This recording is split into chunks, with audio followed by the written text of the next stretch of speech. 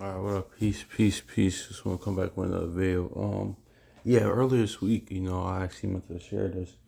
It's going to like I always say, cause I always say, the scriptures are written like, and that's why I started by the Spirit series. Like the scriptures are written in the parabolic, you know, way, a lot of similitudes and entendres and metaphors and things like that. So and one of the things that that gets a lot of uh one of the examples of that I'm about to get into. Actually, you know what? Let me just get it. I'm about to get into that is you know, um, actually, I'm just gonna get into it real quick. This is Hosea, like I always say, because I was a little confused on at first. Well, I didn't think it was always literal, but but to those that think it is literal, it's not with just certain things. But let's go to Hosea real quick.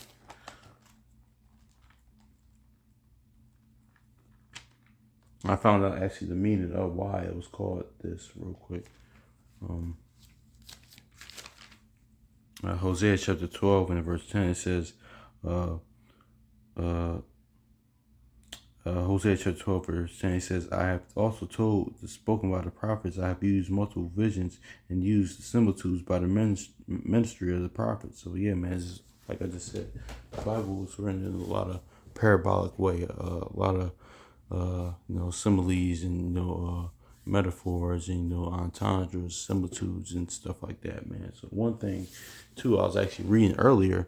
This is all biblical language, pretty much. Is I was skimming through, like I didn't fully read it, but I was skimming through the Esther and Apocrypha, the editions Esther and Apocrypha, and it's going to give more understanding of what the red dragon is in Revelation, pretty much.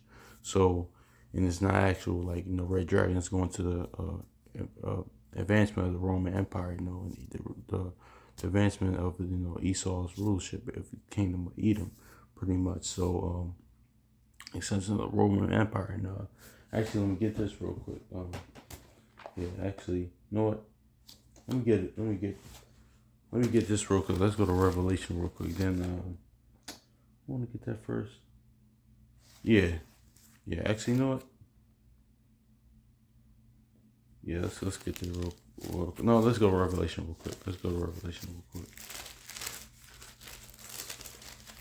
It says Revelation chapter 12 verse 3.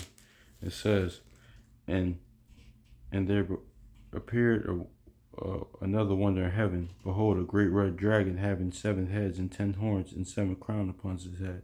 So yeah, man, it's going to the red dragon. Different, going to different sectors of the Roman Empire, pretty much. But yeah, this is not actual red dragon, not like Hydra or whatnot. This is all parabolic language. I'm gonna prove it, because this language was used in the Old Testament. So let's go to this in of the same. Actually, I'm just gonna get into it. Let's go to Esther chapter 10 verse. Actually, no. Let's start at 6. Let's start at verse 6. It says, this is addition to Esther and the Apocrypha.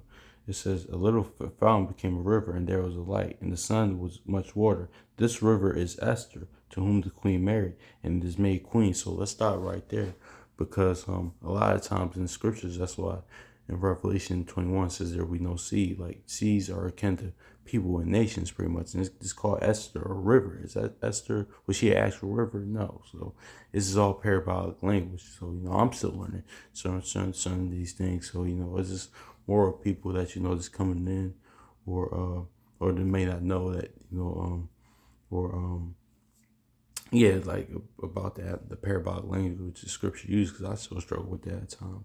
Because I was looking at this like, okay, bet earlier this week. So I'm reading this again. There was a little fountain that became a river, and there was light, and the sun and much water. This river is Esther, whom the queen married and made queen.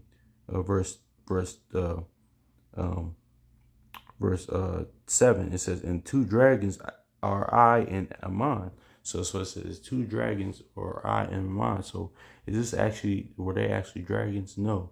This is going to shout to Iram, University. They brought this out with why it's called the dragon rulership. I mean, why it's called the red dragon. Why is this akin to, like dragon in Revelation, whatnot, because it comes from Draconi, and that's where, if you look at the word Draconi, it means like harsh, severe laws, pretty much.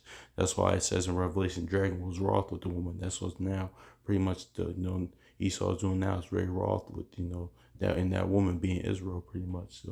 Um, so yeah, man, this is all like parabolic language, pretty much.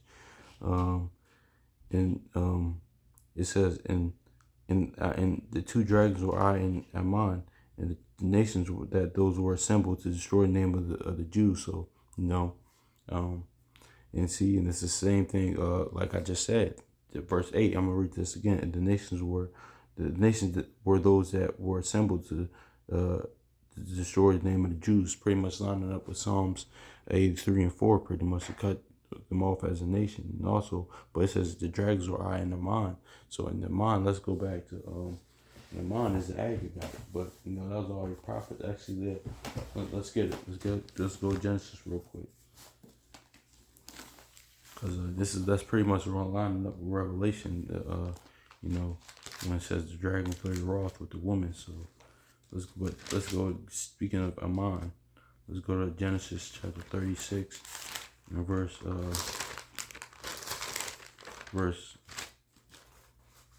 12.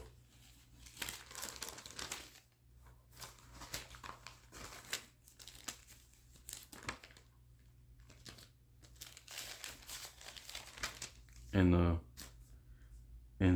Genesis chapter 36 verse 12, it says, and Timnah was a concubine to Eliphaz, Esau's sons, and she bare the Eliphaz, Amalek, and these were the sons of Adah, Esau's wife. So Ammon was in that Amalek line. He's in the Esau's line. He's in the line of Amalek. Let's go to Exodus, because the Most High said we will, even to this day, we will have. Now let's just get it. Let's get Exodus chapter 17 and verse 16. It says, and for he said, because the Lord has sworn that the Lord will have war with Amalek from generation to generation. I'm read that again. Verse 16.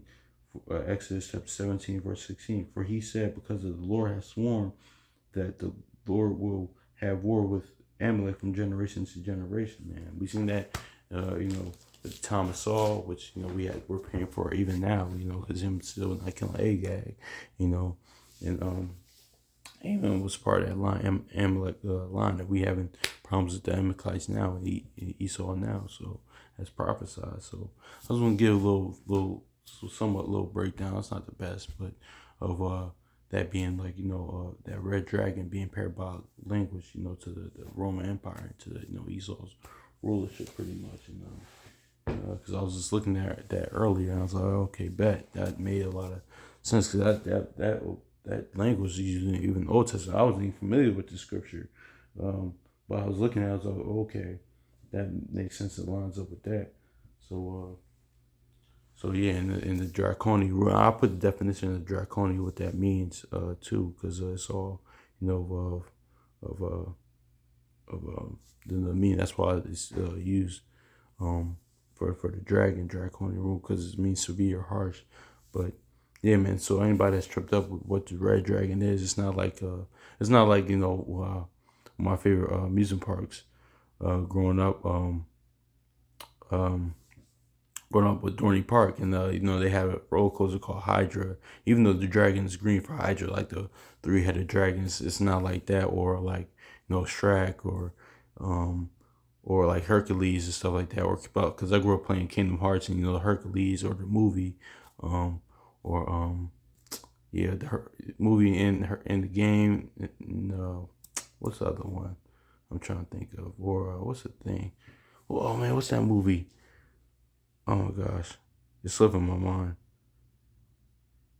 The Percy Jackson movies, it's nothing like that. The Red Dragon's not like a Hydra, like dragon with 7 heads and stuff like that. That's parabolic language. But even though dragons are in the scriptures, we could read that Bell and the Dragon, but no, that dragon's not talking about actual a dragon. So I was trying to get a little more understanding. So hopefully this is edifying. So peace.